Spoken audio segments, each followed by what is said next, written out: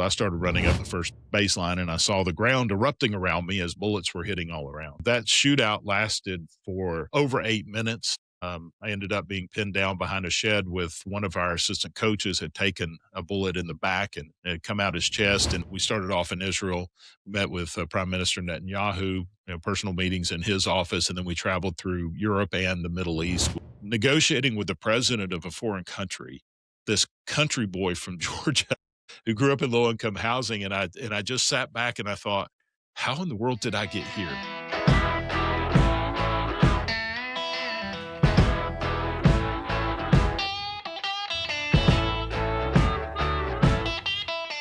Hi, Congressman Loudermilk. Welcome to Tales from the Shift. How are you doing today, sir?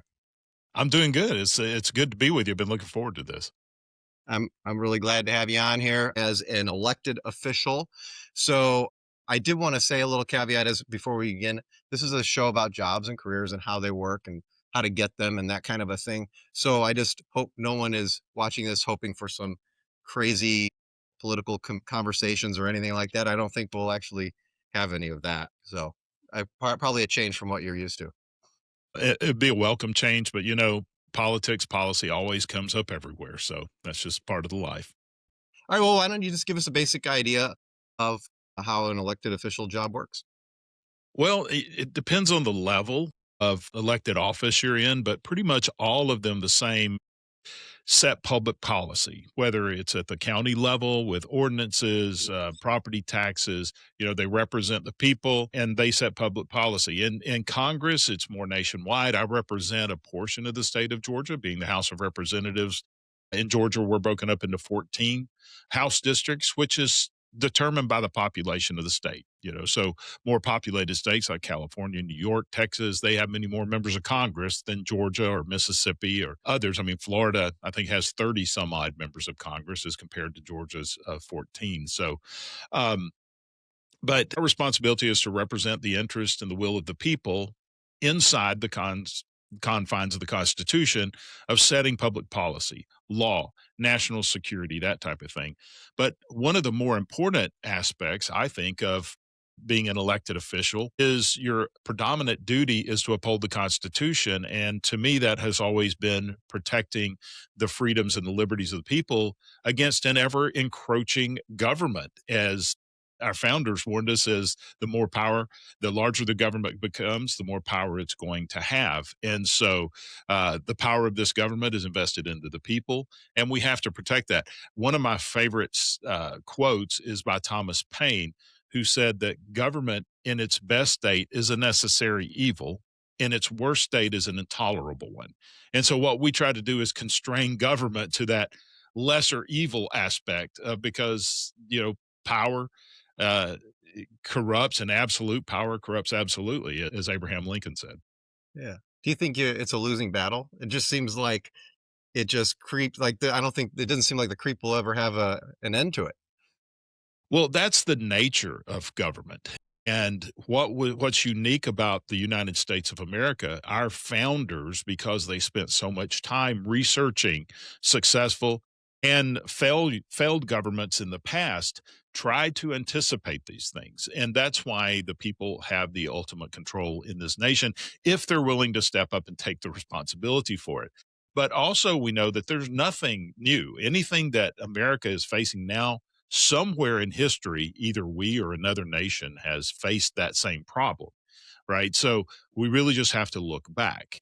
And something I think we'll get into later is a book I wrote recently that looks back into American history and how did we respond to some of the most critical events and how do we overcome those. And that's why it's important to know history, but also to know your rights. If the American people understand that government is not what the solution to the problem is, it's really the culture. Do we have a culture of individual responsibility, which goes along with freedom? And that's an issue with a lot of people is they want the freedom, but they don't want the responsibility that goes along with it, right? I mean, yes, you have free speech, but you also have a responsibility not to incite violence with your speech. You have a right to keep and bear arms, but you have the responsibility not to use that right in a violent way against other to spill innocent blood, as the founder said. So I think there is hope for America. I mean, we're celebrating our 250th anniversary this year, which is far beyond any other constitutional representative republic had ever lasted in history. So I think if we can get back to the basics and work on our culture of taking on self responsibility, not relying on government for everything, then there's great hope for America. Excellent, excellent. Okay, well, let's get back on track with yourself as a politician. See, I already said the word. Let's we get that off the table right now. So you're an elected official, and I guess there's a negative connotation to the word politician, which was originally what I was going to call the episode. So why don't you tell me your thoughts on that? Well, it's not offensive to me to be called a politician because that's what we do. It's engaging in politics, but there is a negative connotation in the last several years given to those in elected office as a politician. It usually comes up in election year. People could, run saying, "Hey, I'm not a career politician," but nobody really defines what career politician is. I had somebody who was running against me. I think it was my second term in Congress. I'd only been in 2 years. They were calling me a career politician. Well, I served in the Air Force, and you weren't considered a career service member until you had gone over 20 years in the service. And so I'd only had 2 years in Congress. I was already being called a career politician. I have a joke that I tell a lot of audiences I speak to is I despise politics. And it's that dirty side of politics I don't like. But I break down the word politics as poly means many and ticks are blood sucking parasites. And that's what a lot of people feel about politics and politicians. So you, you know, uh, a lot of us, it's not offensive to me to be called a politician because I don't believe I fit that modern mold. But I guess the proper term is an elected official. So then, why did you personally become an elected official? How did it all start? What was the route that you took to get there? So I've been doing this for 21 years, either part time or full time. I first served in the Georgia state legislature, and that's a part time position. I served 6 years in the House of Representatives and then 3 years in the Georgia State Senate. And it was a calling to me. And it really goes back to something that my father's a World War II veteran. He landed at D Day, went through France, was in the Battle of the Bulge in the Ardennes Forest, and then into Germany. Um, but he came back with a lot of wisdom. Of course, I'm a latecomer. My father was in his late 40s when I was born. So while most of my friends growing up, their grandfathers were the World War II veterans, I won the bragging rights because my dad was. Anyhow, there's something my dad used to tell me. He said, if there's something in life you don't like, you have two choices. You can do something to change the situation or accept the status quo and go on with your life. But complaining never accomplishes anything. And so I saw some things going on in the state of Georgia that I didn't like. Some of it was taking away the freedoms and liberties. So I saw a growth of government. I was also a small business owner at the time, and I saw policies that were very detrimental to small businesses. And my dad even spoke that to me when I was complaining about some of the things going on in the state of Georgia. He said, "Well, then what are you going to do about it?" And so, after a lot of consideration and prayer, my wife and I decided I'd run for the state house, which I won. And then, as I said, 6 years there, 3 years in the state Senate later, and then a congressional seat opened up, which I was actually out trying to recruit some good candidates to serve in this congressional seat in the U.S. House of Representatives when some of my friends came to me and said, "You need to do this," including a close friend who was already in Congress. And so we made that leap, was, the underdog through the entire campaign, but came out victoriously in the end and been serving in Congress for 12 years now. And that is a full time job. I would imagine. I would imagine. Okay, we'll get more into that in a little bit. Usually, ask people their workplace horror stories in their particular careers. Or is there anything that comes to mind as an elected official? Well, you ask about one, I could go through a whole list of things. It's a little bit unique serving at the national level because of the level of attention that you receive. Um, and because of 24-hour news cycles, because of social media, news flows very quickly. And a lot of times, what you're hearing may not be the truth, right? And people react emotionally. That's one other thing my dad taught me is think before you speak. Give things 24 hours before you react if you can, to let things settle in. But with the instant gratification society we live in, people lash out immediately. And so threats against members of Congress, I'm talking about physical threats, death threats, has increased tenfold just in the 12 years that I've been there. And they had increased significantly before then. But all that came to head in June the 14th, 2017. Now there's a congressional baseball team. There's a team for the Republicans, team for the Democrats, and we play one game a year. And it's always at the Nationals Park, Major League Baseball Park, and it's a charity event.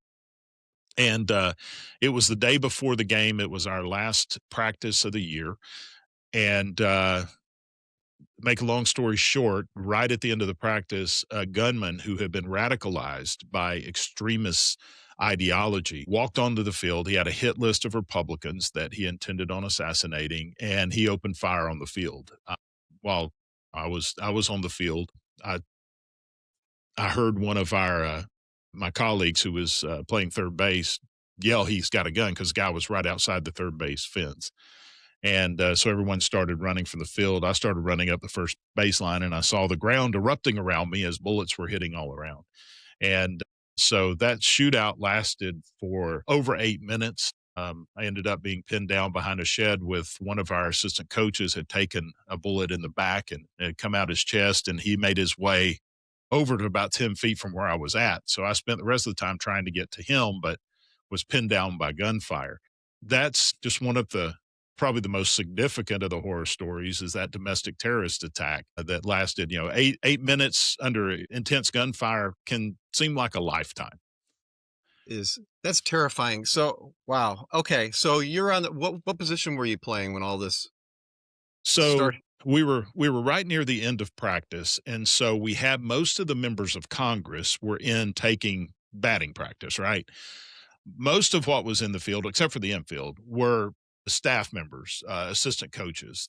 Usually, what we do is we bring in any staff member that has played college ball or semi pro ball to come and help with the older guys, right? We did have a few members of Congress in the infield, including Steve Scalise, who was the majority whip, and Trent Kelly, a couple others were playing infield positions, but most of us were already either off the field, some had already left practice, or we were standing waiting to go bat. I was standing right near home plate when it started. The shooter was up past the third base dugout, and he started shooting from there. So I couldn't see him at that moment. But our third baseman, Trent Kelly from Mississippi, he's also a brigadier general in the Army. He obviously knows that when somebody's shooting, and he saw the muzzle flash as the shooter took a direct shot at him, probably 30 feet away. But miraculously, the bullet hit a link in the chain link fence and deflected away from it. And that's when he was able to, tell everyone. Of course, I heard the gunshot, but I was pausing for a minute because I was trying to mentally process why am I hearing a gunshot here just outside the Washington, D.C. area. We were in Alexandria, Virginia. And so I turned and looked to the right where I knew two Capitol Police special agents were sitting in an SUV just outside the first base fence because we had a member of leadership, Steve Scalise, the whip, was there, and he has two dedicated Capitol Police dignitary protection agents. And when I looked over at them, they were both getting out of the vehicle, reaching for their weapons. So I knew, okay, they heard the same thing I did. And it was right after that, then it started being a regular succession of shots being fired. And that's when everyone started breaking loose. Most everybody went into the dugout. Through my military experience and then executive protection training I had been through, I realized the dugout was the worst place to be, even though it was subterranean, it had a concrete wall. The only exits were back onto the baseball field, which would have been the field of fire if he was able to get on the field. So I took a little farther route. I ran up the first baseline, went out the gate. As I'm going out the gate, I hear a ding as one of the rounds hits a post. So I realize he's aiming at me as I'm running. And I get to a shed that's about 20 feet, 30 feet outside the first base gate. And so I took concealment there, then tried to figure out which way to, looking to go to cover to get to safety. But then when I saw one of my colleagues walk around the other side of that shed with a gaping hole in his chest, I knew I had to stay and help him. So I spent the rest of the time just a few feet away from him. And every time I tried to get to him, of course, the shooter had worked his way from third base around the back of the backstop to where he could get a position to fire on us. He couldn't get on the field because the gate was locked. It was chain locked on that side. And so he worked his way around the backstop. And so I pretty much was down on the ground next to a shed. And the only thing between the shooter and me was the Capitol Police SUV. And one of the Capitol Police officers had already been taken out around in the ankle as I was there. And so the other one, David Bailey would mostly go out and draw fire away from our position to where myself and another one of the assistant coaches were there trying to get to the wounded. And but every time we moved out, he would turn and shoot back at us. He started shooting under the SUV because they're still trying to get to us. And so I could see the rounds just running across the ground. You see a trail of dust going. So it was miraculous that we never got hit. I know the FBI said that they counted at least 22 shots fired at me, but by God's protection, we made it through, and I was able to get to the victims just before the paramedics got there. This is terrifying. I can't believe it. This is amazing. So let's talk about, you mentioned death threats before. Obviously, this is clearly a death threat. But outside of that, as you were coming up through the ranks, when you were doing in the state legislature, was there anything like that at that level, or did death threats type start at the national? It was mostly at the national level. The threats at the state level were very minimal, partially because you're not full time. Um, our legislative session would run from the beginning of January to about the middle of April. And then, unless there was something extraordinary going on, we didn't reassemble until the next January. You always had work to do. Certain committees would meet in different parts of the state. But most of the tension nowadays is on at the national level, with as I said, 24-hour news cycles. Prior to, let's say, this has only come about since the invention of cable television and 24-hour news. It used to be most of the focus, as it should be, was on your state and local governments, because by the construct of our government, those are the entities that have the most influence on everyday life. Of course, over time, a lot of that has shifted back to the federal level, which is one of the things I'm working on, shifting it back. But because of that, and just because of the division that we see across America between the left and the right, has really turned more violent, and it is more focused at the federal level. So I never experienced that until I was in Congress. And it was not until probably my second to third year in Congress that it really became significant. There were a couple of instances to where I had over 200 death threats in a period of 2 weeks, to where, you know, my wife and I required 24-hour security, escorts to and from the airport, through the airport. When my plane would land in Atlanta after a week in DC, I would be met with my security guy here in Georgia with Atlanta police literally at the door of the plane inside the little gateway there. And they would take me down the steps and into a car. That way I didn't even have to go through the terminal. I mean, these are types of things that just I tell people, look, I'm just an ordinary person who has been thrust into an extraordinary life. And so, you know, I just want to go home, be with my family, live the normal life for the weekend, and then go back and work. But just it's the nature of the way things are right now. I think we can change it, but it is a very stressful situation when I have to listen to a lot of the threats that people leave on voicemail and what they're going to do to me and my family, and then it's unnerving. I think you're quickly dissuading a lot of people from wanting to go down this career path. Wow. Okay. All right. How about a typical day? If this is even possible, can you describe a typical day as an elected official, what you'd go through? A typical day is non-typical. I mean, it's every day is different. I get a schedule card.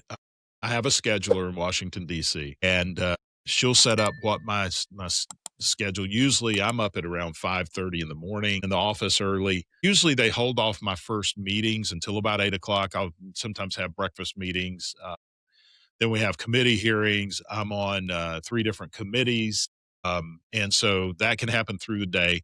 We have a vote schedule of when we're supposed to be on the floor for actual voting on legislation. Usually happens twice a day, uh, morning time and then late afternoon. But sometimes we'll have votes in the wee more, after midnight.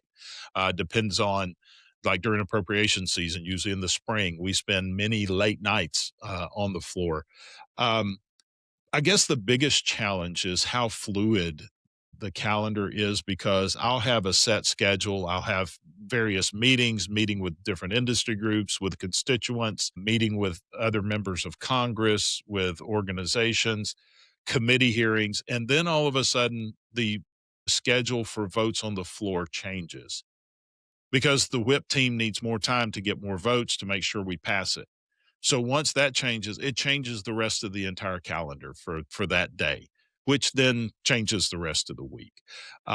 But I think the biggest challenge of the day is how mentally taxing it can be because look, I have a background in building construction. I come from a family of both my wife's family and mine are in building construction. I then served in the military, and then I went into the IT business, and that's my professional background. However, I'm on a committee that deals with banking and banking regulation, a committee that oversees the Smithsonian, the Library of Congress, Capitol Hill security, elections, postal service, government printing office, and then I have an investigative committee where oversight and investigation of government. You kind of have to become an expert in all these fields. But what a lot of us do is we hire experts to help us. But you have to mentally shift from one issue set to another multiple times throughout the day. And that can be taxing. I'll give you one example. I was had a hit on Fox News. I think it was Fox Business. It was early one afternoon and we were supposed to be talking about something in the financial services sector I was working on my committee. I was dealing with banks or crypto or something. I don't even remember what it was, but it was on a Fox Business Channel network. So I'm mentally prepared. I've gone over what I think the questions are. I know the legislation. I'm ready to go. I'm in front of the camera. I'm mic'd up. I'm ready to go. And all of a sudden, I hear in my voice, stand by. We're cutting over to a live feed from the White House where President Trump is meeting with the Venezuelan First Lady, I think it was. This was during his first term. And so I'm on standby. And so they're they're covering that. Then all of a sudden I hear in my ear, Congressman, you'll be on live in 20 seconds, but the host now wants to talk about the issues with Venezuela with 20 seconds of preparation, so it's one of these that you always have to have this quiver of full of arrows of Right. information that you can rely on, so it's one of these things that you kind of have to be a jack of all trades but you can't be an expert at any. That's remarkable. Yeah, that's really interesting. So I guess if you like variety, this is definitely a career that someone would be interested in. Yeah, and be able to work quickly, think quickly on your feet. Yeah, right. Okay. So you already told us about probably the worst day that you've experienced on the job. Let's try and do something positive. What would be a best day that you can recall of happening? There are many of those, but probably the the thing that I think back on the most is some of the people, incredible people I have had the opportunity to meet. I stood on a red carpet with Tom Hanks for one of the movies that was premiering in Washington D.C. It was an accidental thing. They brought me into the red carpet and ended up walking down with Tom Hanks. I've met with Randy Travis. I mean, of course, former presidents. I've had meetings in the Oval Office multiple times, flown on Air Force One. But some of the most memorable are the people that I got to meet, and two that comes to mind is one happened last year. I got to meet the 1980 U.S. Olympic hockey team for the players. I mean, in my era growing up, they were the heroes, right? I went to high school in Georgia. 1980, I was in high school. We knew nothing of hockey. We it was all football here, right? But because of the Olympic gold medal team beating the Russians in the Olympics at Lake Placid, all of us knew every player, their stats, even though we didn't know what a shot on goal was at the time, but we knew all those players. And then for me to actually get to meet Micah Ruzioni and Glanahan last year, they let me hold the gold medal. uh, we stood and talked for a long time. There were four of the players there, and they had a hockey stick there that they signed for me, which is in my office. And so that was kind of a great moment for me. But the one that really sticks out to me because it goes back to World War II, and actually, what a couple of the stories that I have in my book is I got to meet the granddaughter of one of the Doolittle Raiders. Who this If you go back in history, Jimmy Doolittle read a raid on Tokyo just weeks after the attack on Pearl Harbor, and we were honoring the Doolittle Raiders with a Congressional Gold Medal. And because of the my love for history, it turns out that this granddaughter of the Doolittle Raiders happened to live in Georgia, and she just came by to meet with me, not knowing that I was working on this book that featured her grandfather in one of the stories. And just being able to share information about her grandfather that I had researched very extensively was just it was amazing. And I would say the highlights are some of the incredible people, famous people, but also people you may not have ever heard of that I get to interact with there. Wow, very neat. Okay. Would you say that being in this career has affected you in any way or changed you as a person? It has. Of course, being at this level, it's definitely gonna have a change on you. And I try to focus on positive changes. I see negative changes on a lot of people that go to Washington D.C. Now, we usually call it they're drinking the water of Washington D.C. They lose touch with where they came from. Fortunately, living north of Atlanta, I can fly home every weekend and immerse myself back in my own home and in my district. But the positive side on this is it's really broadened my understanding on several policy issues. As I talked about later, you have to learn things that you would never learn if you weren't put in the position of setting public policy on these things, from national defense, getting intelligence information, working with government agencies. It's also helped me to get a deeper understanding of the good and the bad of government. And it's changed me in a way that I've become more skeptical of media reporting. I'll work on something, or I would be voting on something or debating something on the House floor, and would go back to my apartment in Washington, D.C., and I would watch a major newscast report on it, and they got it totally wrong. I mean, it was totally wrong. What they were presenting to the American people was not factual at all, but it was sensationalized. And that has helped me to better understand how to navigate the media process because the media knows that emotions and sensationalism is what sells. That's what people want to hear. And so a lot of a lot of politicians or elected officials are not really good at communicating in a way that the media will tell the story exactly the way it is. And so that's helped me gain some tools. And that's one of the things I learned in the book I wrote. Instead of just a documentary on American history, it's written in story form, as if you're with George Washington or George Patton or all these folks in these incidences that they're at. Because emotion, story is really how the best way to communicate to people. And that's probably the greatest thing that I've created that I from just being in at the national level. What about your outside relationships, outside of the job, outside of work? Has being a elected official affected that in any way, positively or negatively? It has both. The exposure, on a positive side, has allowed me to get to know more people that I wouldn't get to know, especially here in Georgia, otherwise. Business leaders that, will create a relationship because I'll go to them to find out, hey, we've got this piece of legislation. How is this going to affect your individual business? Not just on what the lobbyists tell me. I want to hear from the business owners themselves. And so that exposure has created some what I feel is going to be lasting relationships. I also realize that once I'm no longer in office, some of those relationships are going to go away because it's a relationship of convenience. But there are many that we've created I think, a lifelong friendship through that. But on the negative side, people begin to distrust you just because of your position. I learned that when I first ran for elected office at the state level for the Georgia State House. There was a family, a husband and wife, that were strong supporters. I mean, they campaigned for me, they advocated for me. They even had a local conservative talk radio show. The day I got sworn into office, they basically said, now you're one of them.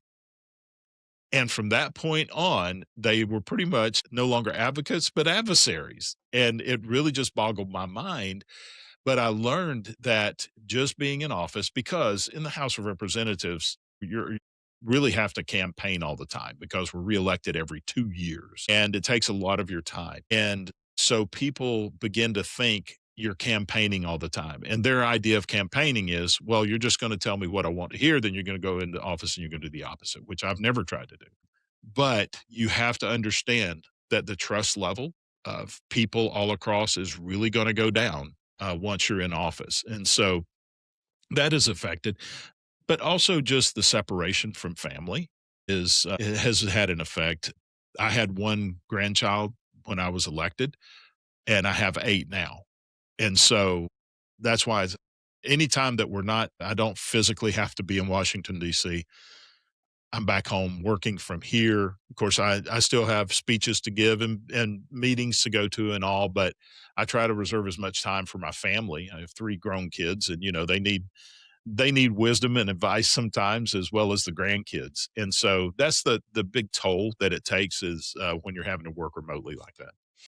Hey, quick time out from the video. I just want to say that we're always looking for people to be on the show. So I don't care if you work at McDonald's. Email me at talesfromtheshiftpodcast@gmail.com and I'll get you on here. I know it's cliche, but if you're enjoying the content, please like and subscribe. It really helps out the YouTube algorithm so other people can find this. Now back to the show. Would you be willing to share a time that you made a mistake in your doing your job?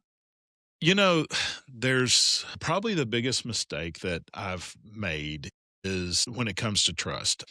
I'm a very trusting individual, and there are people that I work with that, let me say, they're not there for the same purpose that I'm there. I'm there to try to protect the freedoms and liberties of Americans to make America a better place. As I say, that we deserve a nation that's free, safe, and full of opportunity for ourselves, our children, our grandchildren. That's what I want to do. But there are people that get elected and they're there for self gratification, for self promotion, advancement. They want to. I've even had one of my colleagues tell me that he was there to be a celebrity. That's what he wanted to do. And so we do have some that they're just going to try to draw attention to them. There were a couple of my colleagues I was involved in an investigation, a congressional investigation of something, and they were commenting on it. And some of the things that they were saying were not true. And I just wanted to protect them. I wanted to have a talk with them and say, look, I can't reveal to you all the information because I'm protecting an informant, right? So please, what I tell you, keep it to yourself, but what you're saying isn't true. And I just want you to know you need to quit saying this so you don't hurt yourself politically. Right. And so I said, but please promise me that you will not repeat this anywhere. And of course they both did, but one of them went out and put it out on social media that afternoon. And I nearly lost this informant that I have promised I would keep confidential. And so that's probably, we did keep the informant. I explained to them what happened, that I did keep it within a close sphere, but I trusted somebody I shouldn't have. And that's probably the largest mistake that I've made is trusting people who I shouldn't have. So, and my wife tells me quite often, you're just too trusting of a person. But, I'm a people person. I like people. And I think if you're going to tell me something, I'm going to take you at your word until you prove me wrong. And of course, they proved me wrong on something that could have been devastating. Yeah. I'm curious what you said about a lot of people not being there necessarily to represent their people. So you represent your area of Georgia. Would you be willing to say, just throw a percentage on it of how many people are like you in this, where they just want to be their represented people as opposed to some other ulterior motive? We went through a period recently of populism, which inspired a lot of people to run for office because it was a popular thing to do. But the issue was they were not really grounded in a set of principles. And so they tend to change with the way things go. I would say just with the people I work with within the House of Representatives, and I'm not saying it's people that all agree with me politically or on policy, but they're there for the right reason. It's probably a little over 50 to 60%. And that changes over time. And I think it's changing back in this next election cycle. I think, at least on the people I associate with, which would be on the Republican side, is that we're seeing more and more that are really interested in coming to Washington, D.C. to try to make a difference. I've always categorized it this way because I've been criticized because people say you're not loud enough. We want to hear. We went through this period where people were so mad they felt like that you were being successful if you were as mad as they were, and they wanted to hear that you were mad. They didn't judge you on what you were achieving. To them, achievement was based on volume, not on actually getting something done. We're kind of getting out of that now. And so I don't think you're going to see that it's just whoever is making me feel that I feel that they're as mad as I am is what's going to propel them. And so I think we're coming out of that right now. But this next election will tell. But I always see, even in elections right now, I see some people who are just trying to buy themselves into the position by dumping a bunch of personal wealth into an election so they can add that to their family's legacy that, "Hey, I was a member of Congress." Yeah, I did interview a gentleman who was a political organizer before, a campaign manager, and he worked on the Tom Steyer's presidential campaign. He was Mhm. a billionaire, and he said it was just literally dumping money to try and get in there, and it wasn't. I mean, it didn't seem to matter how much money he threw into it. Wouldn't really help the situation. Yeah, it's people say that money will not win you election, but the lack of it will definitely lose it. It is expensive to run a campaign, and but I am by no means a wealthy person. I grew up in low income housing, family that did not have money. I just worked for everything, and so I had to raise the money to get into office. And I think that's the best way to do it because then people are giving you money because they believe in what you're standing for. And then they're going to hold you accountable to that because they have financially invested into you. Where if somebody just has, deep pockets and they're like, look, I'm going to put $1 million into this campaign. Um, and, there's really no accountability there for that. And we still see that a lot. We see people that are willing to just dump a whole lot of their own money. And that just, to me, there's not as much accountability. When you get involved with a job or a career, there's usually some sort of benefits out of it, something we call it a Benny. Yeah. Is there anything that you were surprised to find out as a elected official that, oh, this is cool, I get this side effect? I think probably and everybody sees different things as benefits. There is a social culture in Washington D.C., the social elitist type thing with fancy dinners, and I'm not into that type of thing. I'm the kind of guy that as soon as the last votes are over with on the Thursday or Friday, whatever the end of the week is, whenever the end of the week happens, I'm on my way to the airport to fly home. Then I fly back the morning that I'm supposed to be there. In the evenings, I tend to, especially when my wife is there, just go back, do the office, do work, or go to bed. I'm not into the nightlife, the social scene. And some people will say that's one of the benefits. But to me, it's more on the official side, some of the official travel that we're invited to go on. They're called CODELs, Congressional Delegation Trips. And it's where we're going and we're actually representing the United States, either, for some policy or foreign diplomacy type mission. Or in the case of the 75th anniversary of D-Day, I was one of the official delegates representing the United States that went to Normandy for the ceremonies. As Was that because of your father? It was because of being a veteran and my father being there. And so that was very unique to be able to say that I've represented the United States of America on the 75th anniversary of D-Day. A couple of years ago, I was invited with a select committee on China to do a trans-Pacific mission, diplomatic mission. It was a small group of us, and we ended up meeting with the Prime Minister of Japan as well as the President of South Korea, as well as several of their cabinet members. And uh, it was just amazing as I'm sitting in the presidential office conference room in Seoul, South Korea. Um, I'm negotiating with President Yoon, as President Yoon at the time, um, on how both nations. So it's a trilateral nations agreement between Japan, South Korea, and the United States on how to be less dependent on China, especially for rare earth minerals that are used in microprocessors. And since South Korea makes a lot of the microprocessors, they're very reliant on China for those minerals. And so I'm negotiating with them of how we can lessen that dependency by opening up new opportunities, new mining, new processing. And I just kind of amazed myself. I'm sitting there negotiating with the president of a foreign country, this country boy from Georgia who grew up in low income housing. And I just sat back and I thought, how in the world did I get here? This is the most, if you would have talked to anybody in high school, they would have said he's the least likely to do this.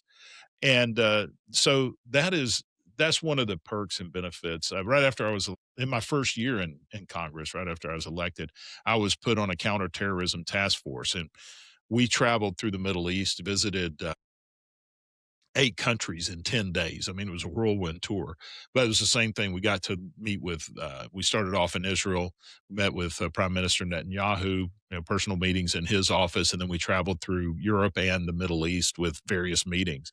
And so you also, not only do you have the memories of doing that and feeling like you're really having an impact, but the people you travel with, you get to know them more personally. And so you create a tighter bond, especially on the trips that your spouses go on with you, because they have, while we're meeting with the president of South Korea, they're meeting with either the president's wife or someone else, an official that's taking them to a cultural center or something. So they have a role to play too. But especially when you get the couples together, you create bonds that you'll be friends for life after that. And those are all bipartisan as well. So they actually help kind of heal some of the wounds between the parties that we put on each other in floor debates.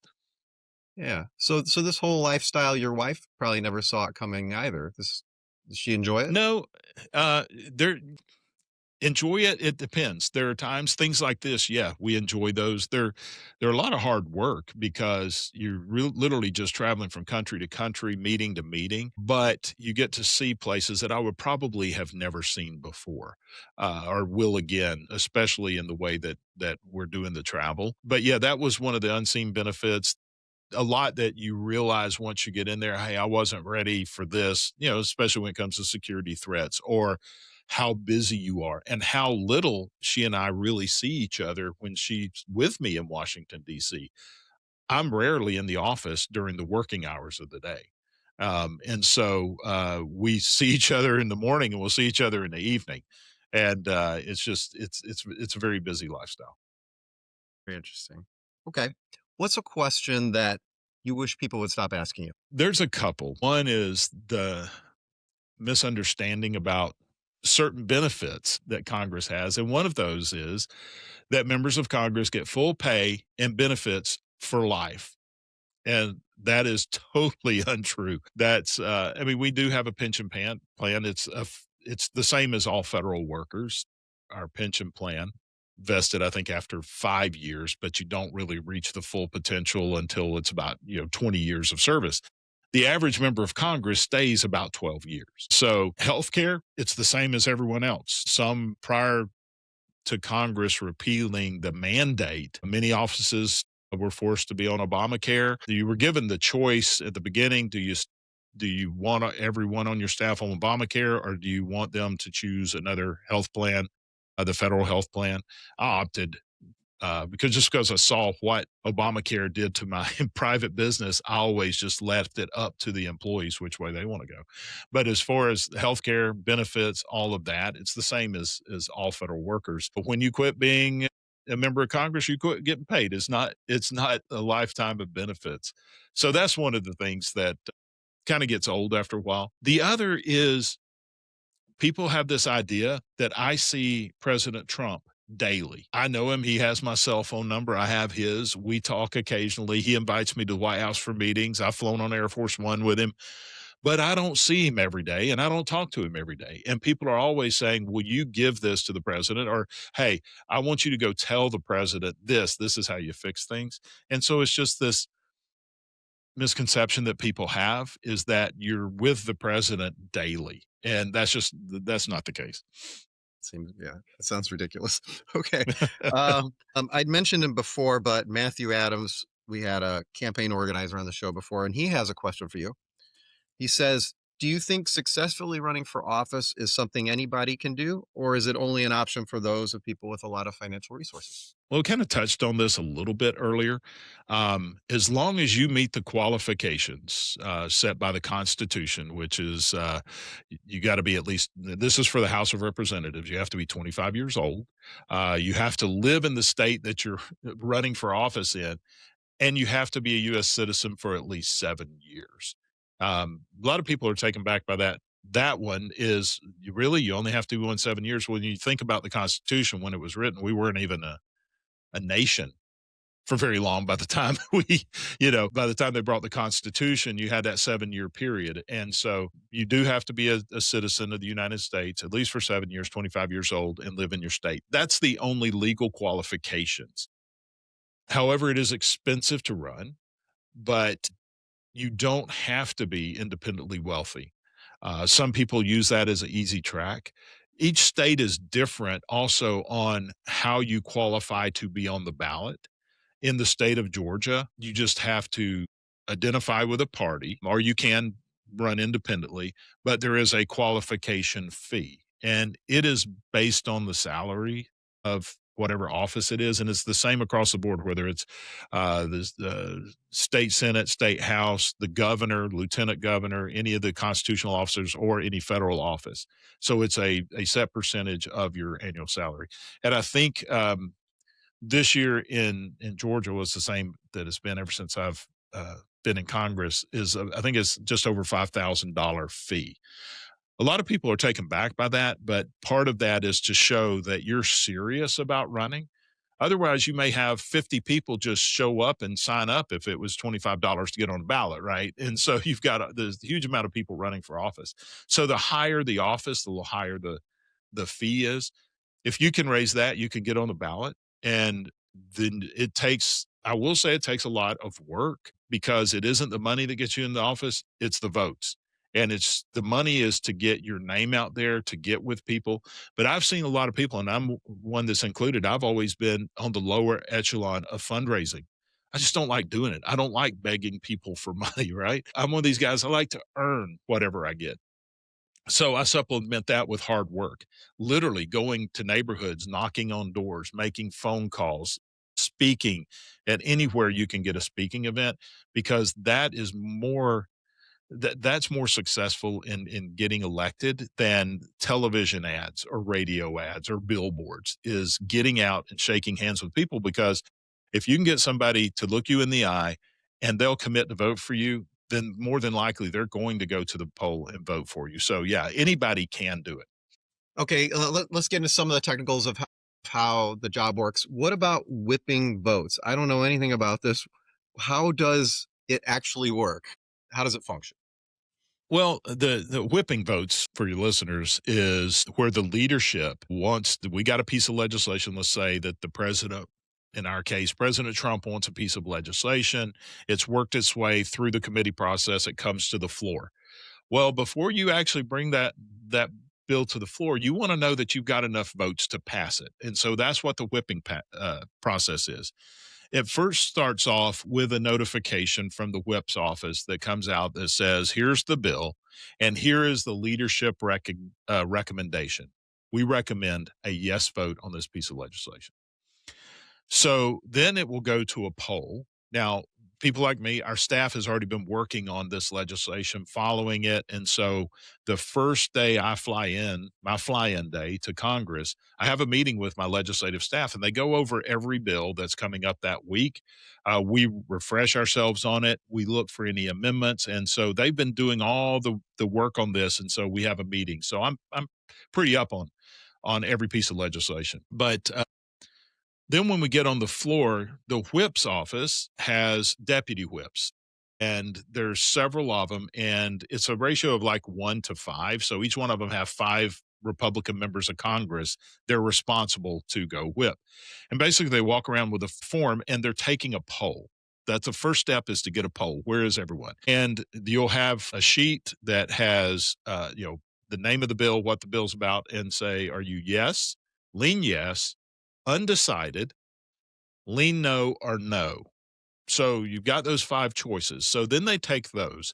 And if anyone is a yes or no, they probably get ignored at that point. They're going to go toward the leans or the undecideds. And so they'll start getting calls or visits from the deputy whip. Usually someone will be a lean yes because they have a question about the bill, or a concern they just need answered. Sometimes it's like, it's negotiating. Look, hey, I whipped lean no, but I like the bill, but I want a commitment that you're going to bring my bill to the floor in the future, because I've been trying, I can't get it. So there's little negotiations going on.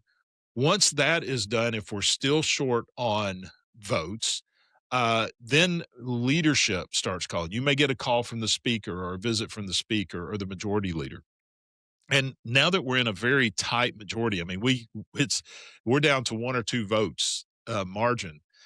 We can't lose hardly any votes at all. And if it's a bill that's important to the White House, you're probably going to get a call from the president. But first, you'll get a call from the president's legislative office. They'll come visit you. Then you get a call from the president. The president likes to get you over as soon as possible, and he kind of gets a little angry if he has to call you at 3 o'clock in the morning of the vote. So that's the process. It really just starts off with recommendations, then polling, and then they go to those that are soft on it. The only time they go to the hard nose is if they really have to get it passed, and that's generally when the president gets involved. If you're in the minority, of course, and you don't have the presidency in your party, then that pretty much goes to your majority leader, who would be the senior party member in your caucus, and they would make those calls. But that's, in short, the way the process works. And that process can sometimes take hours. It can sometimes take days or weeks. You made me think of I've seen these graphs where in the throughout history there's been votes in Congress about this, that, or the other, right? And so you have Republican, Democrat, and the graphs, they kind of intertwined a lot more in the past, and then it seems like as time went on, they just kind of coalesced into this all on this side, all almost Right. always all on Yeah. this side and all on that side. Why has that happened where it's become so solidified? So you see a process over time to where a few decades ago, well, let's even go back in the 60s and 70s. There was little difference between the parties when it came to what they wanted to achieve, right? The difference was how to get there. All right. Everyone agreed. Let's take a good illustration will be illegal immigration. All right. You go back, John Kennedy addressed illegal immigration. It went on through Bill Clinton. Everyone was for closing the border, doing something about illegal immigration, and even deporting those who came across the border illegally. And that was consistent on both sides. Where we differed was how to go about it. You get to where we are right now, and I mean, we can even go back to Barack Obama talking about illegal immigration, that we need to shut down on illegal immigration. Now the two parties are totally on different spectrums. The Republicans are still like, hey, we've got to close the border. We got to get control of this. And even to the point of deporting people. Mostly the Democrats are now like, we should have open borders. Anybody should be able to come into this country anytime they want, and they should have benefits. They should be able to vote. Basically, they've shifted to an open borders policy. So no longer do you share the same vision, just different ways to get there. That has really created a lot of division, and that's just one illustration. The two parties have a different vision of America at this point and what it should be. There is an element that believes we should be a more socialist type government, socialist society, and the issue is, because there is so little that we agree on, is the division has become so significant, it's even become violent at times. That goes back to the cultural problem we have in this country, is a lack of respect for someone who may have a different opinion than you. There is an element of society now that it's, if you don't 100% agree with me, then I've canceled you. You do not exist But then when you keep popping up, they're like, "Look, I've already said you don't exist. I have to eliminate your voice altogether at this point." It's not just a symptom of government. I think it's a symptom of culture, and you can see that playing out basically in most major cities in the US today. Yeah. Okay. Can you teach us how to do something that you do in your job that you could explain verbally in a few minutes? Yeah. Probably the voting process, because that's something that has changed as technology has changed over the years. And it's fascinating to me the way it works. When we're voting in committee until just the last couple of years, that was still done totally by voice. And basically, as a bill came into committee, and we were voting on it or an amendment to the bill, the clerk for the committee would then do a roll call and would go alphabetically, or not alphabetically, but by seniority for the majority party, and then starting with the most senior in the minority party. They'd call your name, and then you would vote aye or nay, and that's how they would do votes. We have since switched to an electronic voting system in the larger committees, which has helped the timing. But since I've been in Congress, we've always had electronic voting on the House floor, and we all have a voting card. It's about the size of a driver's license, it has a microchip in it, has your name, your district number. That's also your ID card as a member of Congress. But at the end of most rows in the, you vision, most people have seen the State of the Union. You have this semicircle of chairs that are positioned throughout the chamber.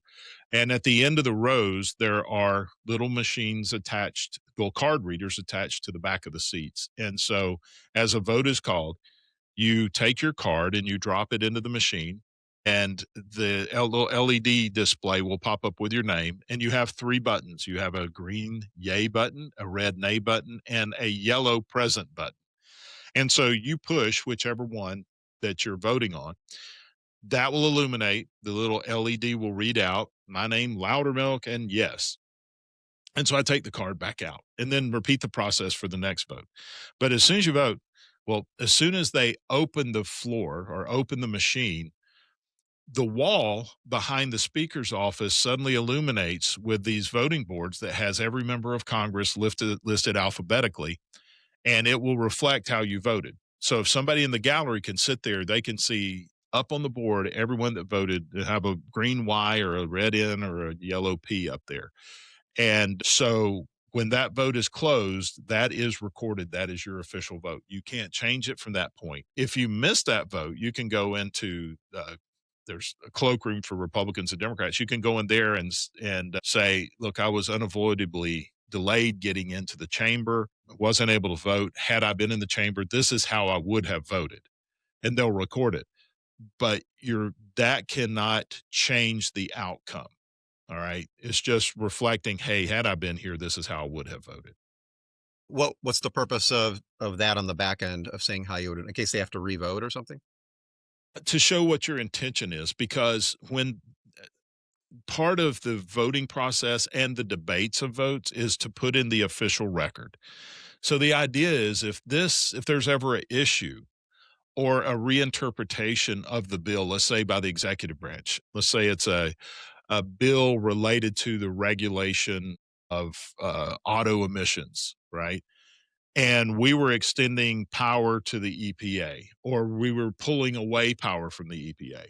Um, that can be reinterpreted in future years by future administrations. So the idea of the journal is to go back and look at what was the actual intent of Congress through this bill, right? And so, excuse me, while you may have meant to be for that bill, but you weren't on the floor to affect its passage, you can reflect how you feel about it to show a stronger intent of Congress. And that's really for the courts to look at in the future. Understood. All right. How about pay? So I would assume that when you were in the Georgia House, it was very little, It mainly was. because of a part time, or what? How was that? And then how is it at national level? So in Georgia, I don't know that it's changed since I was in, but it was around $17,000 a year because it was part time. And that's just really to compensate you for the time you're away from your business or your employment. Um, at the federal level, and it's public, it's out there, and it's been this way for almost 20 years. It's 174,000 is the annual pay. That does sound like a lot, and that is a lot of money to a lot of people. However, um, when you consider that you have to maintain 2 households, you have to, I mean, because generally, we're in Washington, D.C. for 3 weeks out of the month on average, and then we're working at home for 1 week. So you still have to maintain your residency in Georgia because you have to live in the state that you represent. But you also have to have a place to live in Washington, D.C. So most people have apartments, some of them buy houses. It's extremely expensive in Washington, D.C. You're talking about three to $4,000 a month for a small efficiency apartment, plus the cost of just living there. And so a lot of a lot of people are finding that that compensation basically is inadequate to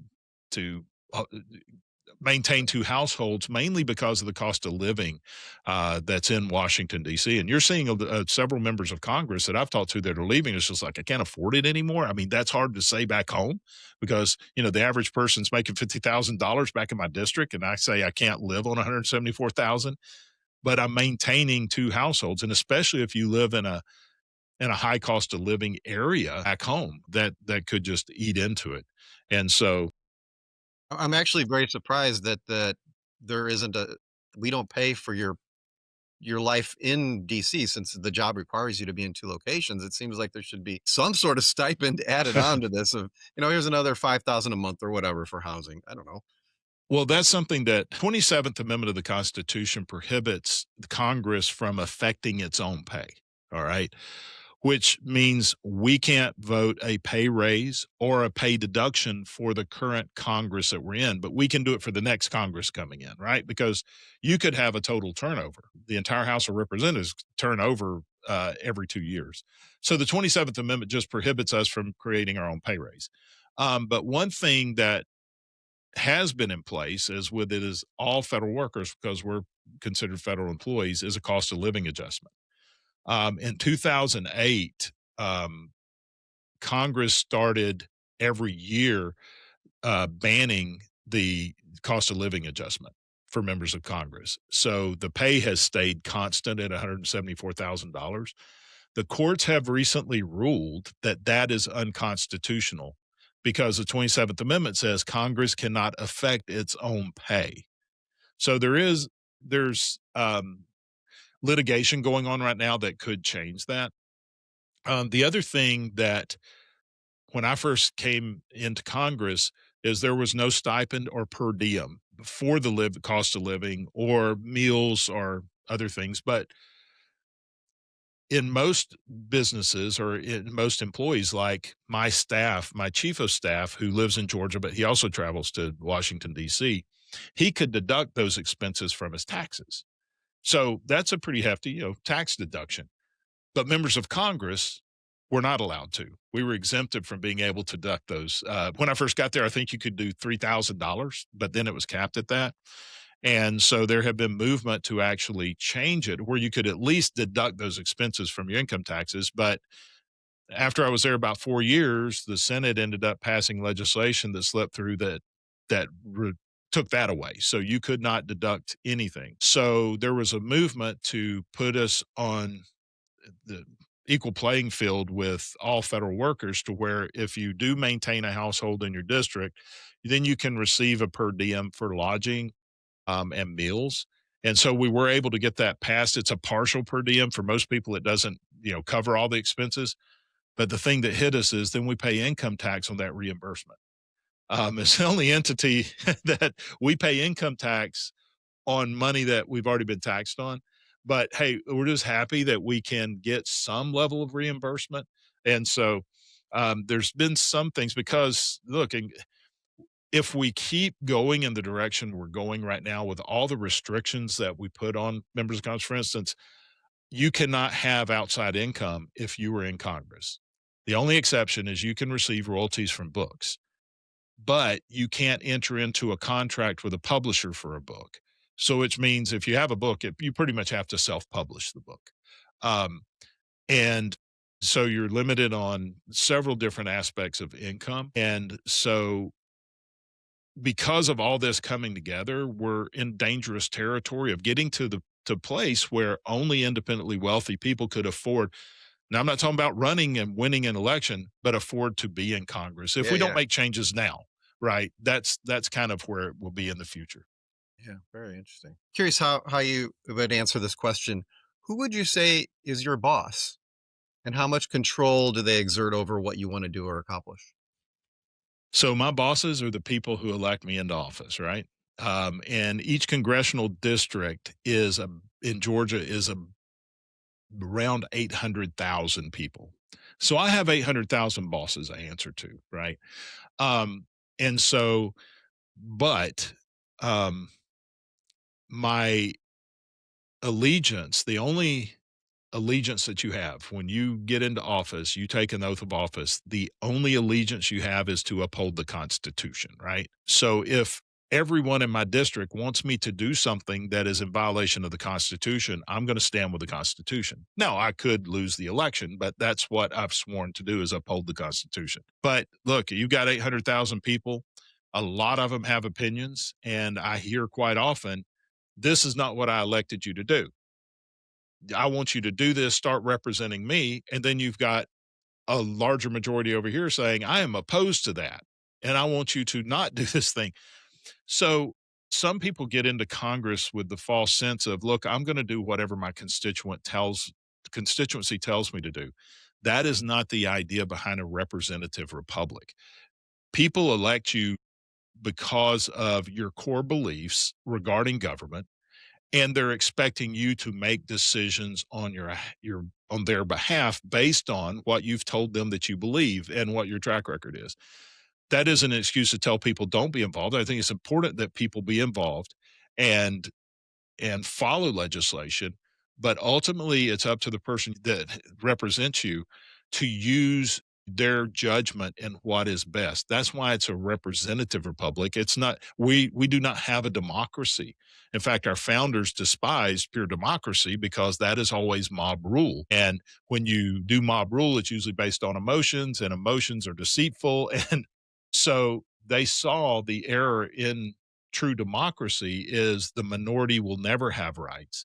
And so that's why we have a representative republic that what we can do is constrained by a constitution. But it does get to be a challenge, especially when you do have, 800,000 bosses, and you do have to at least make the majority of those feel like you're doing a good job, or you're going to be fired there's a chance of being fired every 2 years. So we have to go through the entire job application process every 2 years. All right. I know we touched on this before. I just want to dig down a little bit further. So when someone's first starting out in trying to be an elected official, how would you recommend they first start? Would you try to be, maybe a city council and then and kind of step from there, or just try to jump to a state representative? What do you think the best route to pull that off would be? I think the best thing is to get some experience in an elected office before you get into Congress, just because some people consider, being in the state legislature in baseball terminologies, that's the minor leagues when it comes to not the importance of the work you're doing, but the criticism, the attention that is on you, right? So, but as soon as you get into Congress, you're in the big leagues. It's major it's major league from a lot of different aspects. I didn't serve in any local offices like school board or city council or county commission.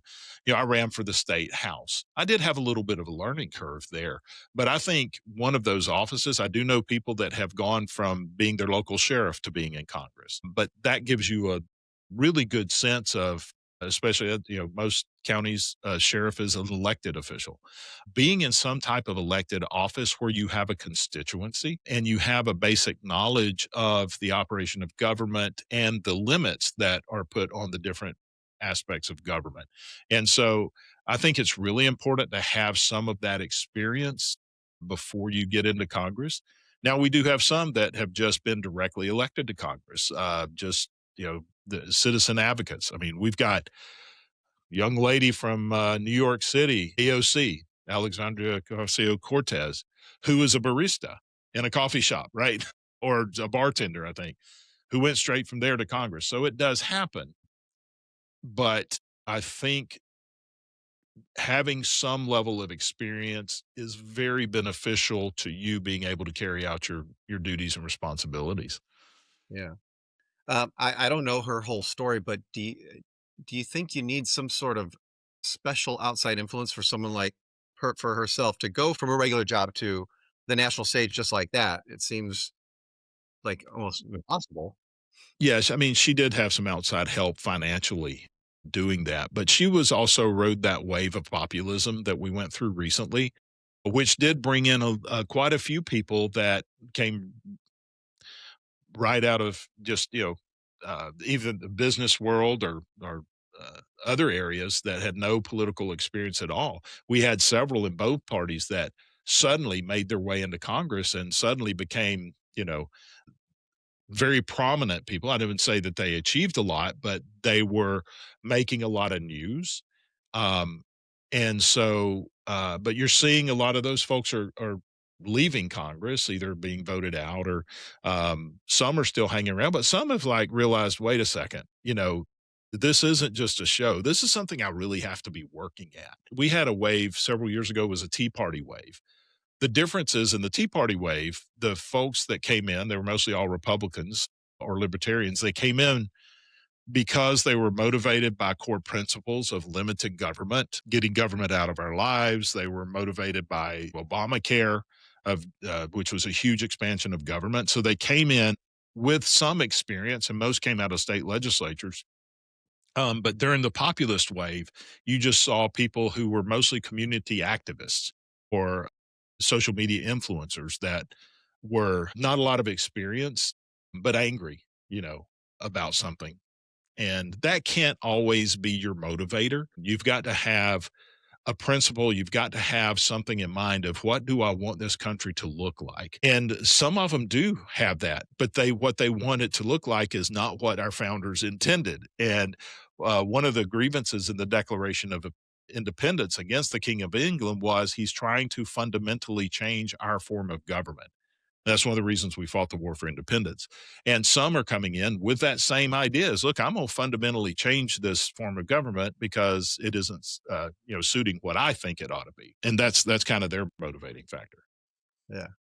Is there anything that you personally had to give up to be successful in this field? I mean, you give up a lot of freedom being in Congress. For instance, I mentioned earlier, you can't have outside business. I had an IT business. I had to sell that. Main thing is a lot of members will just pass it on to their children, their wife take it up, but all of mine were involved in different career fields and such. And so I ended up just selling the business.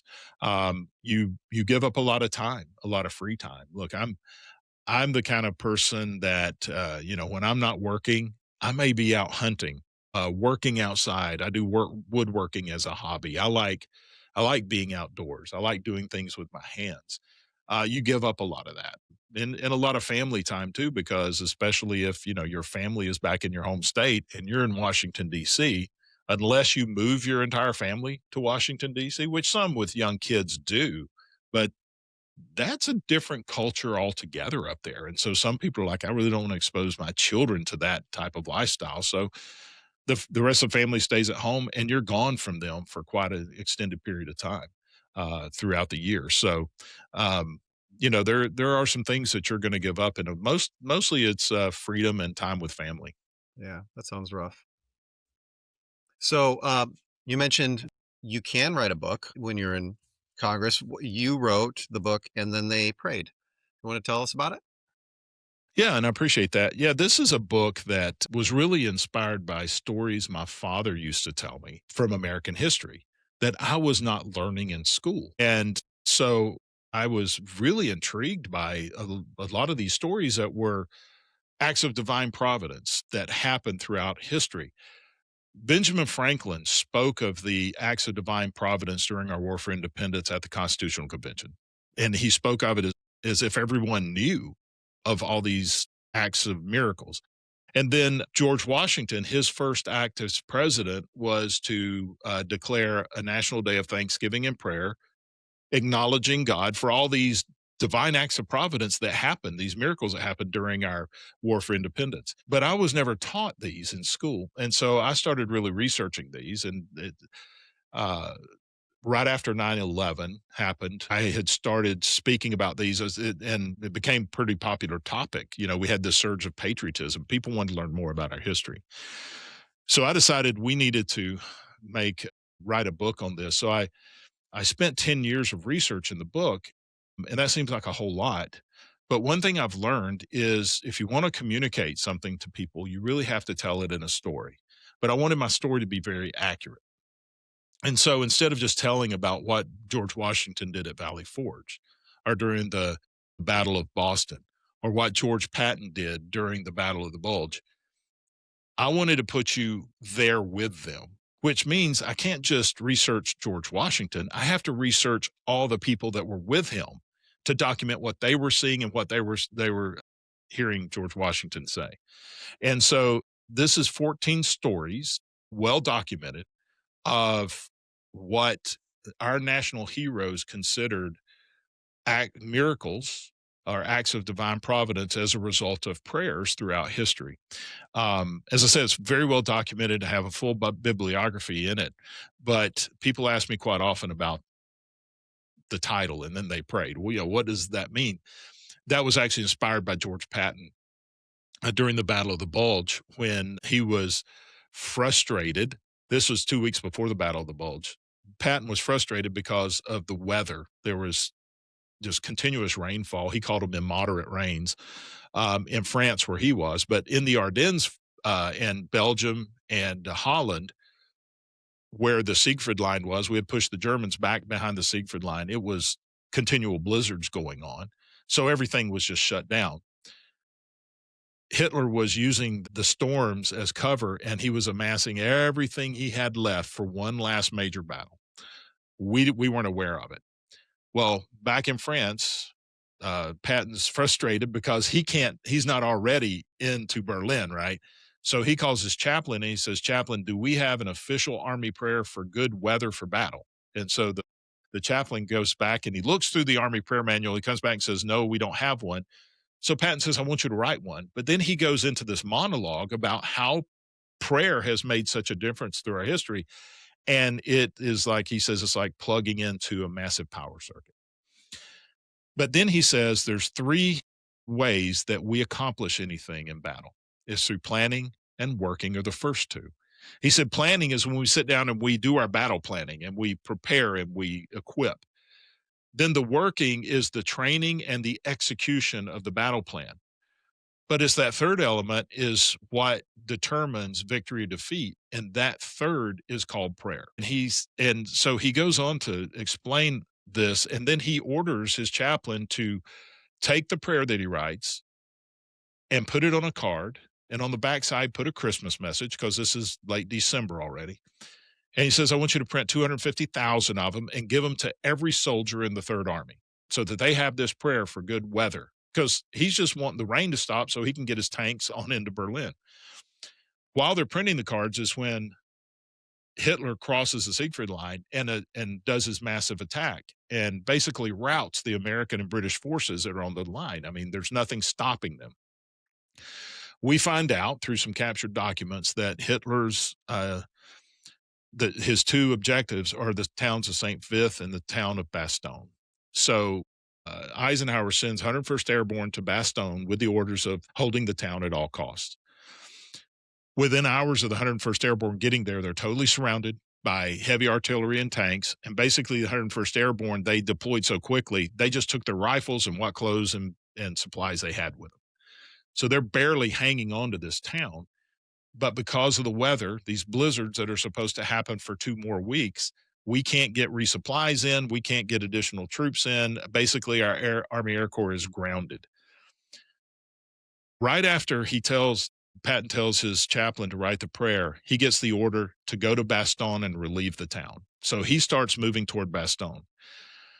While the First Airborne is in Bastogne, there's a ceasefire and a surrender ultimatum is delivered to the executive officer, General McAuliffe, who takes it, General McAuliffe. And he walks in the office. He says, General, I have a surrender ultimatum here from the Germans. And according to the executive officer, General McAuliffe looks up and he says, well, tell the Germans we'll accept their surrender. Now, he's a little set back. The town is surrounded by superior force with superior firepower. They're barely hanging on. But the general thinks the Germans are offering a surrender. So he thought at first maybe the general was making light of the situation, but then he realized he was being serious because he says, General, no, they're demanding we surrender. And he says, we surrender? Nuts. You see, the general's orders was to hold the town at all costs. So surrender was not in his vocabulary. So he assumed if somebody's talking about surrender, it's because the Germans want to surrender. So that really impressed me, that story that someone is so dedicated to their cause, they're not paying attention to the circumstances. Keep your eye on your cause, not your circumstances. Well, when he explains that, and General says, look, we're not going to surrender. He actually uses the term nuts. He decides to respond by just writing nuts on the surrender notice and gives it back to the executive officer, who takes it back to the German captain who brought it. And the captain looks at it and he says, he's confused, right? So he says, is this in the affirmative or the negative? And he says, it is in the negative. It's defiantly negative. Of course, the German says, many Americans and civilians will lose their lives today because of your arrogance. Well, the executive officer says, if you try to take this town, we'll kill every German that tries to cross this line. I mean, they're totally surrounded and outnumbered. How could they make this stand? Well, they continue to hold off while Patton is coming toward the town. Obviously, he is not going to get there before Bastogne falls, but they're moving. Those 250,000 prayer cards for good weather for battle are delivered to every American in the Third Army, and with a training order that orders them to pray for good weather. The day after they received those cards, the skies miraculously cleared. The Army Air Corps was in the air and drove the Germans all the way back into Germany. Now, the question is, did Patton really believe this? When his chaplain caught up to him, once they were in Germany, Patton saw him. He walks over to him and he taps him on the helmet with his baton and he says, Padre, our prayers worked.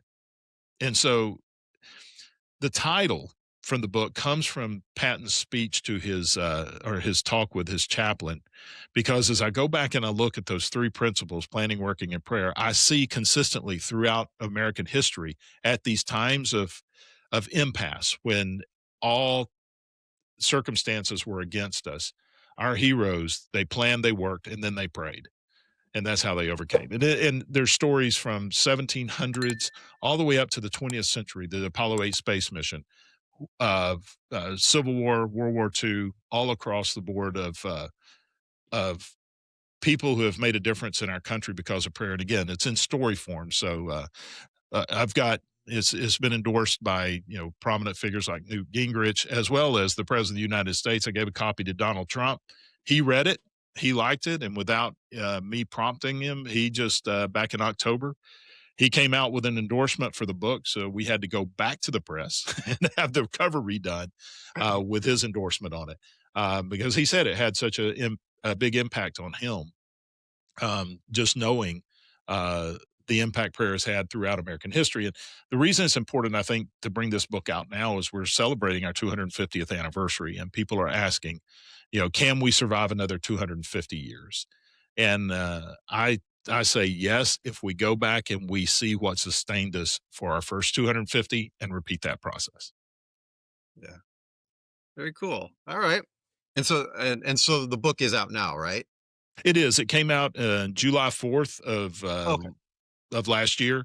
Okay. It hit number one, or it hit bestseller status on Amazon back in October after Glenn Beck I think everybody knows Glenn Beck. He read it, and he did part of an entire show talking about. Says one of the best books he ever read, and so it surged on Amazon. We hit 51 of international bestsellers. Most of the sales were in the United States, but we hit 51 on their list, and it's maintained a best-selling status mostly all the way through. And again, because of my position, this is a self-published book. I did not go through a traditional publisher, but it is available on Amazon and all major retailers. And so, um, this is one of the books, especially this year, being our 250th anniversary. I think something we want to get in the hand as many people as possible. Is this the first book that you've written, or have you thought of writing others? So this is the first book. People ask me quite often. It says, "Look, most politicians or elected officials, their first book is about themselves."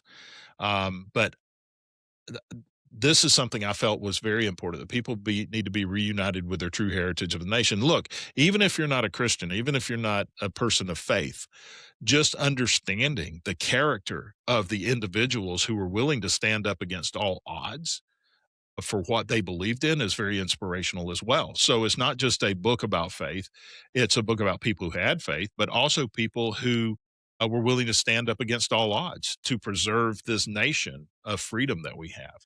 And so I think it's for everybody. We are working on another book that we're expecting to be out later this year. Uh,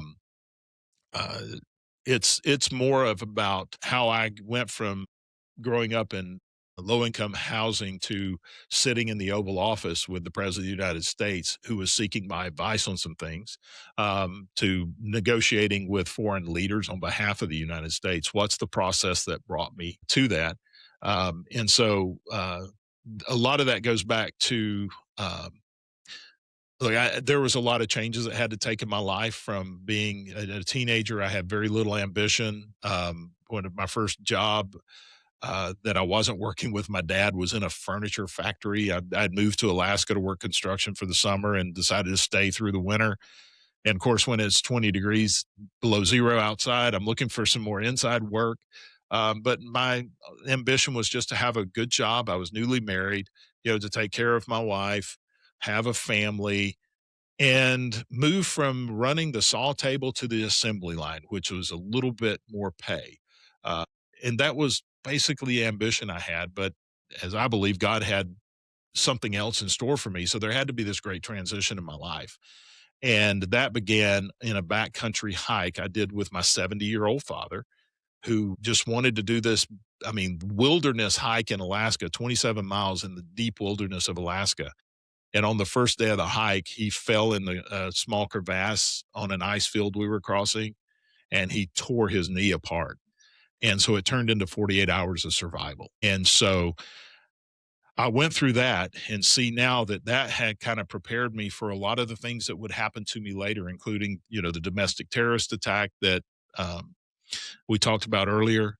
My wife and I were in a near fatal car wreck, multiple rollover on the interstate. This was 2 months after the domestic terrorist attack.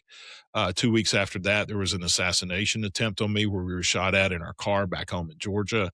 And then we were in a fatal train wreck a couple months after that. So we had this period of tragedy after tragedy after tragedy happening.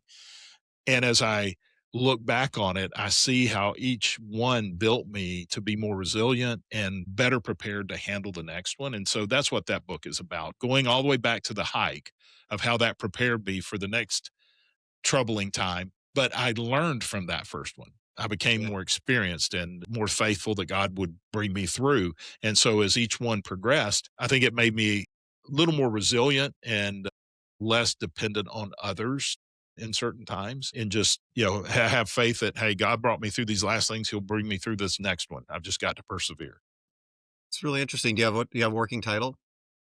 The hike is what we have right now, and so because it parallels where I am now back to then, where you can see, for instance, during there was a time I was being charged by a black bear on the trail, and the first time in my life I had never felt fear during a situation. It was like something overcame me. Time was slowing down. My mind became a supercomputer, processing every step of the bear, everything that was around me, every option I had. And it was just this strange thing. My dad's sitting off to the side watching me. He didn't know the bear was charging at me. And he says, I saw you draw your pistol and then take a bite of your granola bar. So I couldn't figure out what was going on. I didn't even remember that. He said, that's how calm you were.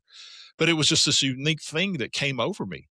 I never experienced that before, and I never experienced it since until I was on the baseball field during the shooting. The same thing happened there. I never felt a moment of fear. There was just this calm, but I was analyzing every gunshot, where every bullet impacted, trajectory, where the shooter was moving, where could I go? It was just this phenomenon that I don't think I would have reacted the same on the baseball field had not I experienced that during the bear attack. Um, there's so many things from the hike that prepared me for other things that I experienced in the future. And so it's kind of paralleling where I am modern going back to what happened back then. So Bear prepared you for the baseball game. Amazing. exactly. Wow. So let's say someone has just been elected to Congress. What is something you might tell them? Definitely do this or definitely don't do this. What's your advice? I would say stay grounded, um, stay in touch with your family, go home every opportunity that you have, and don't worry about what the media is saying about you, but always be aware the media is watching everything that you do. So keep yourself morally straight.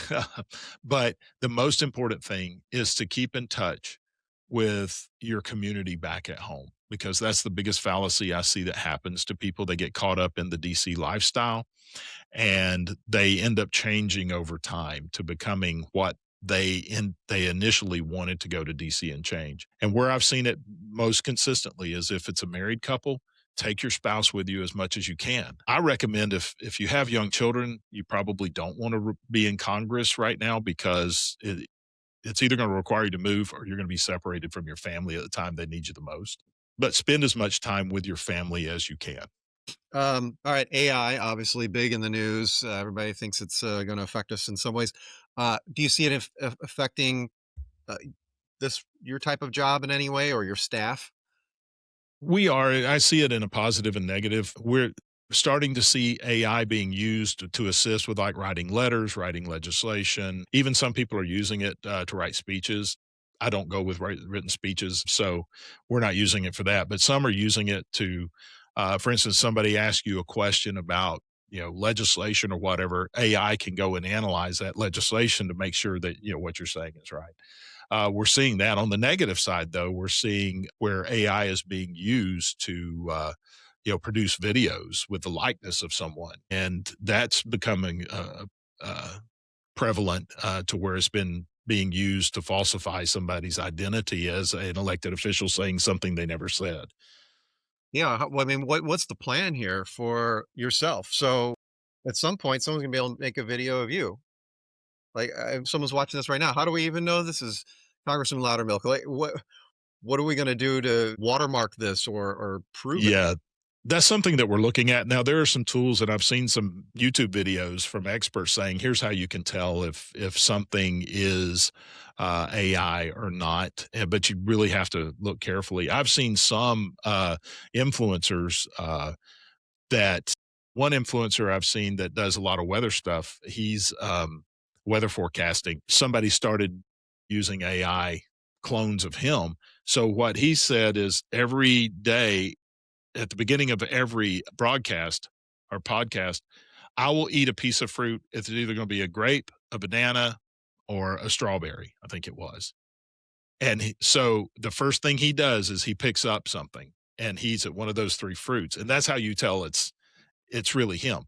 Now, I don't think it's going to be long before AI picks up on that, and somebody uses that. But I think we have to be innovative in how we deal with that. But also for the viewers to be very skeptical. If it's something that seems unbelievable, then it probably is. Okay, real quick, the lottery question. If you won the lottery tomorrow, it's filthy rich, too much money, you quitting or are you gonna keep doing this job? Well, I would keep doing it at least to the end of the term, because I have announced that I'm not going to run for reelection this time. I've been there 12 years, and I think this has never been a career for me, and I think it's 12 years is about the average. And I do need to. I'm not going to retire, but I'm just going to retire from Congress, do something where I can spend a little more time with my grandchildren and children. But yeah, I mean, if I won the lottery, I would still continue to do this because I'm definitely not doing it for the money. I'm doing it but, for the sake of my children and grandchildren, so they can have a nation that's free, safe, and full of opportunity. Excellent. All right. And so then to wrap it up here, any final advice for someone who is thinking about getting into being an elected official, trying to get elected? What would you tell them if they want to do this world? I would say, from my perspective, is make sure it's what you feel you're being called to do, because this is not designed to be a career. It's designed to be a public service to represent people. Uh, know what you're getting into. Know the pitfalls. It's not just all perks. There's a lot, as we've talked about, that goes along with it that can tend to drive people away. And you better have some thick skin because you're going to take criticism, even from people that you are very close to you. And so if you can't take criticism, you probably need to find another uh, field, but you also have to know what is criticism that's constructive and what is the criticism that's just trying to break your spirit, right? Because there's a lot of people that are just going to dislike everything you do because that's what you do, versus people who really want to give you some constructive criticism. And you can't put them in the same bucket or respond the same way, but you're definitely going to receive criticism from day one. All right. Congressman Loudermilk, I really appreciate your time. Thank you for coming on Tales from the Ship. It's been awesome. Well, thank you. I enjoy the show. I think it's really good. I was describing it to my children. I said, it's sort of like the micro of podcasts, the dirty jobs. So I Yeah. appreciate it. I've enjoyed it. Good. All right, Kurt. All right. Have a good one. Thank you. All right. Thank you. Bye.